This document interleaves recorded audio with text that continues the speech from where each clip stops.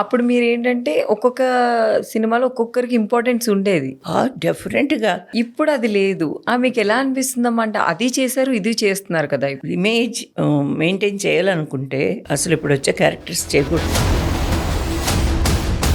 Only డబ్బు కోసం మనకేముంది, image ఏముంది, ఏం లేదు, మనకు డబ్బులు వస్తే చాలు అని అనుకుంటే డెఫినెట్గా చేయొచ్చు.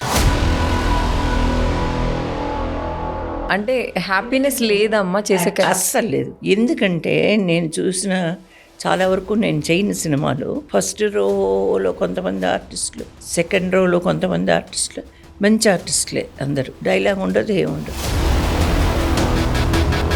పెద్ద ఆర్టిస్టులను కూడా చూశాను, ఒక్క డైలాగ్ కూడా లేకుండా ఉండే. ఇప్పుడు డైరెక్టర్స్ అంటే అప్పట్లో మేము కోట రామకృష్ణ గారు కానీ, రాఘవేంద్ర గారు, రేలంగి నరసింహరావు గారు, వంశీ గారు, ఇలా కంటిన్యూస్గా సినిమాలు చేసేవాళ్ళం మేము.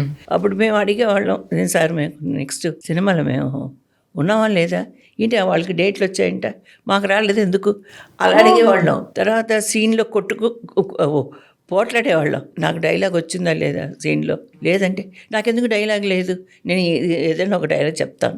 ఇక్కడ సొంతంగా అడిగేసేవారు. సొంతంగా అడిగి చెప్తే, అబ్బా విజయ్ వదిలే బాబాయ్, విజయ్ ఒక డైలాగ్ ఇవ్వరా అనేవాళ్ళు. సరే